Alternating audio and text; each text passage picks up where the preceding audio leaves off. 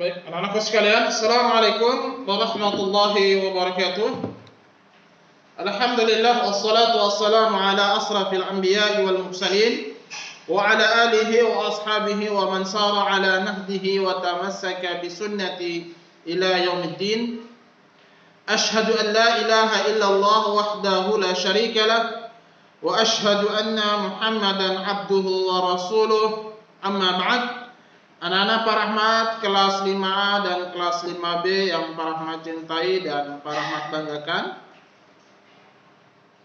Anak-anakku sekalian, saat ini masih kita lakukan pembelajaran jarak jauh PJJ. Harapan Pak Rahmat, Bapak dan Ibu guru kalian di sekolah, harapan besar adalah untuk teman-teman semuanya keseluruhannya tetap semangat, tetap rajin untuk belajar, karena Pak Rahmat dan Bapak Ibu guru yakin suatu saat nanti apabila teman-teman semangat berusaha bersungguh-sungguh dalam belajar, insya Allah Pak Rahmat akan di masa yang akan datang teman-teman semua yang akan mengganti Pak Rahmat, Bapak Ibu guru untuk mengajar, menggantikan Bapak dan Ibu guru serta meneruskan dakwah, menyampaikan kalimatul haq, tentunya membumikan negara kita yang tercinta untuk selalu senantiasa mentauhidkan Allah. Salawat dan salam mudah-mudahan tetap tercurahkan kepada junjungan baginda Nabi Sallallahu Alaihi Wasallam beserta dengan para keluarga beliau, para sahabat, para tabi'in, tabi'in, dan orang-orang yang selalu senantiasa istiqamah di atas manhaj beliau. Mudah-mudahan anak-anakku sekalian, kita semua orang tua dan semua orang-orang yang kita cintai dipertemukan oleh Allah Subhanahu wa taala dalam surga-Nya. Tentunya surga akan kita raih, surga akan kita dapati apabila kita mengikuti syariat Allah, kita mengikuti sunnah Nabi Sallallahu Alaihi Wasallam. Berdasarkan sabda Nabi Sallallahu Alaihi Wasallam, "Man ata'ani dakhalal jannah wa man asa'ani faqad aba." Barang siapa yang taat terhadap perintahku, maka orang tersebut akan Allah masukkan dia ke dalam surga. Dan barang siapa yang enggan, sombong, tidak mau taat terhadap perintahku, maka sungguh dia adalah orang yang rugi, dan orang tersebut akan diadab oleh Allah Subhanahu wa taala di dalam neraka. Baik teman-teman sekalian, di pembahasan fikih ini kemarin kita sudah membahas berkaitan dengan orang-orang yang tidak diperbolehkan untuk melaksanakan ibadah shaum Ramadan. Bukan ibadah shaum Ramadan saja, ya. Seluruh ibadah-ibadah yang lain diwajibkan oleh Allah Subhanahu wa taala, termasuk salat, kemudian melaksanakan haji, umrah dan seterusnya. Mereka tidak diperbolehkan untuk melakukan ibadah, karena ibadah dilakukan kecuali hanya dalam keadaan orang-orang yang bersuci. Kemudian anak-anakku sekalian, orang-orang yang tidak boleh melakukan atau orang-orang yang tidak diperbolehkan berpuasa menurut syariat Islam, yang pertama adalah orang sakit. Tentunya ini sangat ma'ruf, ya. Sakitnya sangat parah sekali. Bila dia berpuasa nanti akan mengakibatkan badannya menjadi lemah dan akan membuat dirinya makin sakit. Kemudian poin yang kedua adalah orang yang musafir. Apa orang musafir itu teman-teman sekalian? Orang-orang musafir adalah orang-orang yang berpergian jarak jauh, dan menentukan waktu atau kapan orang disebut musafir adalah dikembalikan kepada uruf atau kebiasaan setempat. Misalnya Pak Rahmat tinggal di Kalimantan, perbatasan dengan Malaysia, tempat kelahirannya Upin Ipin misalnya, hanya 3-4 menit saja Bapak sudah sampai Malaysia. Apakah Bapak dikatakan musafir? Tidak. Tapi musafir dikembalikan uruf kebiasaan daerah setempat. Pak Rahmat misalnya ke Jawa Tengah, Bapak dikatakan musafir karena itu sudah uruf kebiasaan orang-orang kita yang pada saat ini tinggal di DKI. Pak Rahmat misalnya ke Mekah, amin ya Allah, melaksanakan ibadah haji dan umrah, maka Pak Rahmat dikatakan musafir. Nah, orang yang musafir diperbolehkan untuk tidak berpuasa. Bolehkah dia berpuasa? Boleh. Tetapi dia dengan ada rukhsah syariat dari Allah Subhanahu wa taala memberikan keinginan kepada penganut agama tersebut, yaitu agama Islam, untuk tidak melaksanakan ibadah puasa. Kemudian ketika orang yang sudah tua, pikun, jompo, ya, orang yang sudah tua, udah syuyukh, itu udah tua, ya, umur 70, 80, bahkan ada yang 100 itu, ya.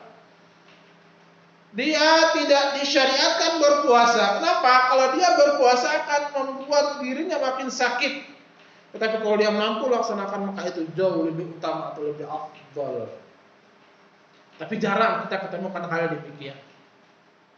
Nah, bagaimana cara mengganti puasa orang-orang yang orang sakit dan orang-orang musafir? Itu akan mengqadha di luar pada bulan Ramadan. Misalnya di bulan Ramadan dia tinggal 3 hari tidak berpuasa, maka ketika luar bulan Ramadan, masuk bulan Syawal, bulan-bulan berikutnya baru dia mengganti puasa Ramadan selama sejumlah yang ditinggalkan pada bulan Ramadan. Kemudian orang tua atau jompo, ya, dia tidak disyariatkan oleh Allah Subhanahu wa taala untuk mengqadha, tetapi dia cukup membayar fidyah, yaitu memberikan ta'amul miskin, makanan kepada orang-orang fakir miskin. Keempat, ibu yang hamil atau sedang menyusui. Bunda kita hamil, teman-temanku sekalian, coba bayangkan, para mas sedikit mengulangi materi kita yang kemarin. Bayangkan, bunda kita ke kamar mandi, kita kamar mandi, ke dapur, ke ruang tamu, ke tidur, ke kendaraan, ke motor, pesawat, semuanya dilakukan kita berbarengan bersama dengan bunda kita. Capeknya luar biasa. Maka anak-anakku sekalian,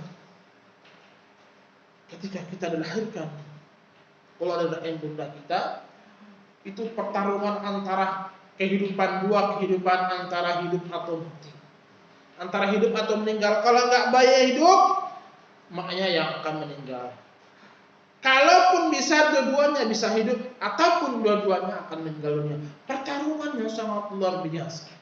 Maka pantaslah anak-anakku sekalian, Allah Subhanahu wa taala menggandengkan setelah kita mentauhidkan Allah, beribadah kepada Allah, mengesahkan Allah, ifradullah bil ibadah, mengkhususkan mengesahkan Allah dalam hal ibadah. Setelah kita berikan hak kita kepada Allah Subhanahu wa taala, Allah menggandengkan orang tua setelah kita berbakti kepada Allah, menggandengkan orang tua, berbakti kepada orang tua setelah kita mentauhidkan Allah Subhanahu wa taala. Teman-teman, bayangkan yang saat ini melihat bundanya bersedih, cepat-cepatlah beristighfar dan minta maaf ampun kepada Allah Subhanahu wa taala, dan segera minta maaf kepada bunda. Maka dalam Al-Quran Allah berfirman, wa qadha rabbuka alla ta'budu, setelah kita diwajibkan untuk ta'budu, beribadah kepada Allah, Allah gandingkan yang kedua adalah wa bil walidaini ihsan. Apa artinya wa bil walidaini ihsan? Adalah kita berbakti kepada orang tua, mentaati segala perintah Allah, memerintahnya dan mentaati larangannya selama perintah dan larangan tersebut bernilai ibadah. Ada orang tua, nak tolong beliin narkoba, jangan ditaati. Nak tolong belikan bapak bensin untuk bakar pos atau seterusnya, jangan ditaati. Karena itu bentuk kita taat dalam hal kemungkaran, keburukan. Kata Nabi Sallallahu Alaihi Wasallam, la ta'ati bi maksiatil khaliq, tidak ada taat untuk bermaksiat kepada Allah Subhanahu Wa Taala. Maka anak-anakku sekalian, dalam hadis yang lain tentang keutamaan orang tua, ada seorang sahabat yang berdatang kepada Rasulullah, ya Rasulullah, man ahaqqu lil abar, siapakah orang yang paling berhak untuk saya berbakti ya Allah, ya Rasul. Kata Rasul, ummuk.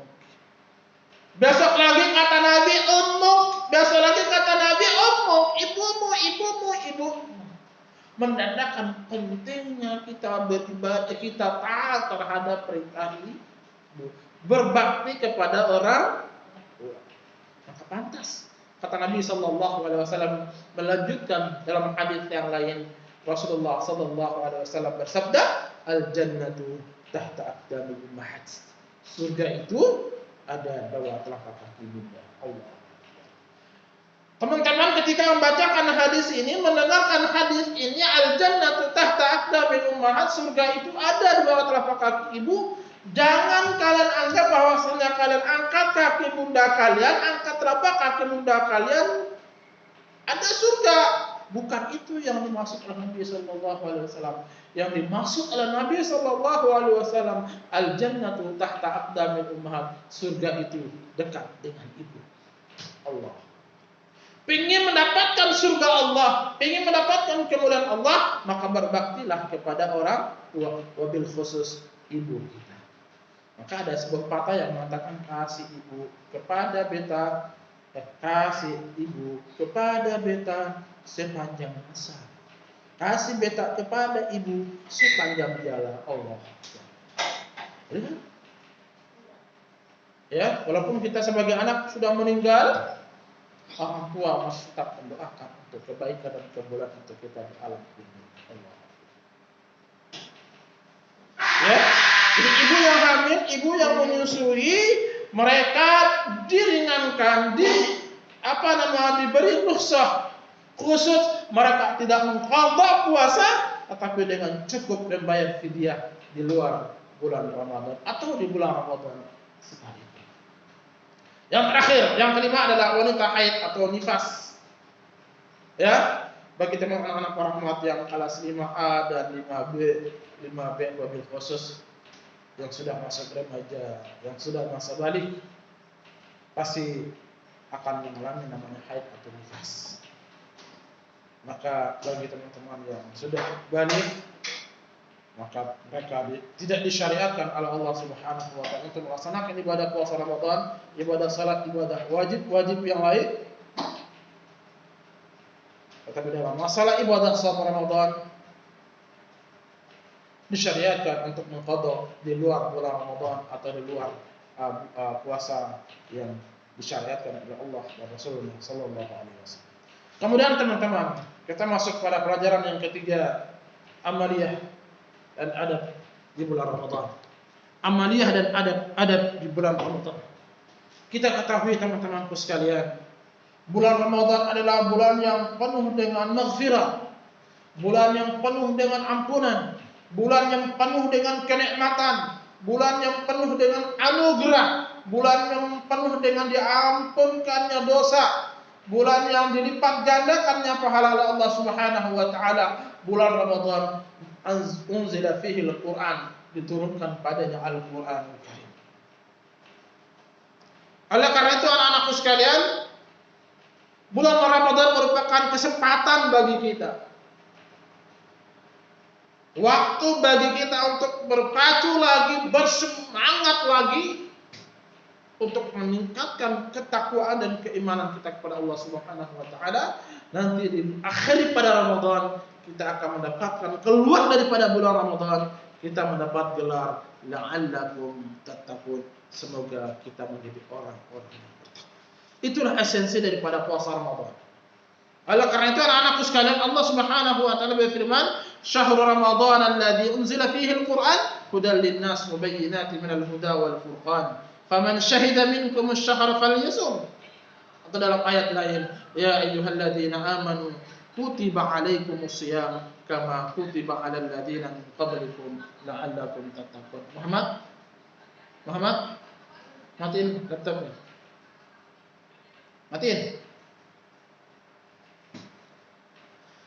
Di antara amaliyah atau keutamaan orang-orang yang berpuasa pada bulan Ramadan, Nabi sallallahu alaihi wasallam bersabda, "Man qama Ramadan imanan wa ihtisaban, ghufira lahu ma taqaddama min dhanbi."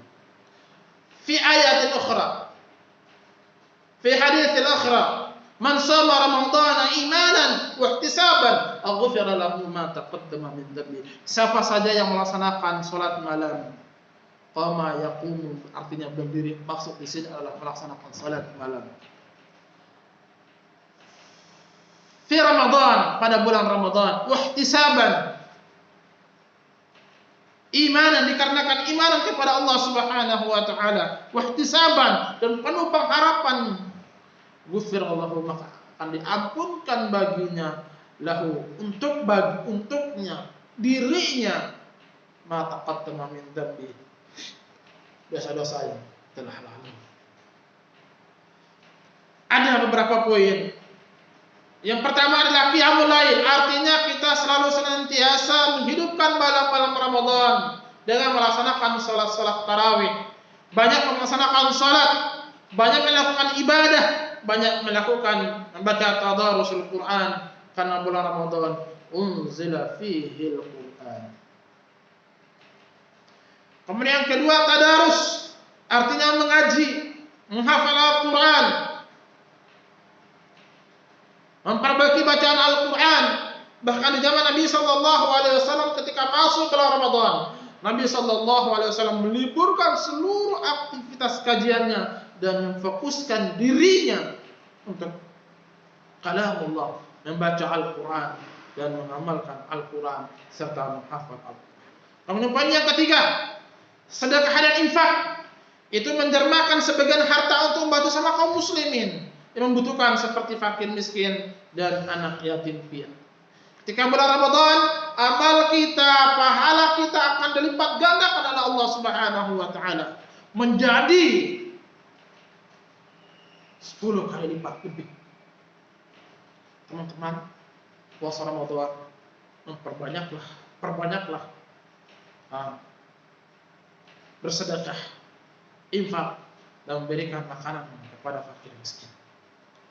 Kemudian keempat, iktikaf, artinya berdiam diri di masjid, khususnya pada 10 akhir Ramadan, 10 terakhir bulan Ramadan.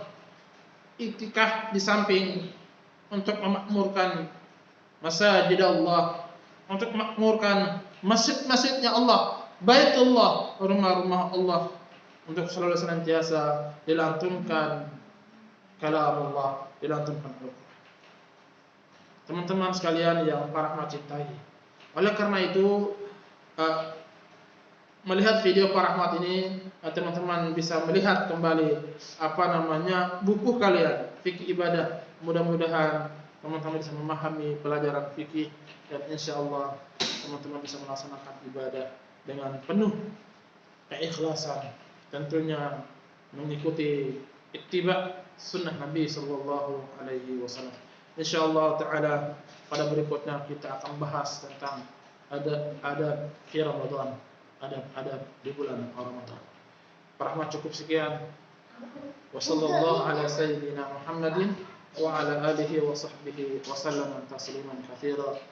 Bidu'ai kafaratul majlis. Subhanakallahumma wa bihamdik asyhadu an la ilaha illa anta astaghfiruka wa atubu ilaik.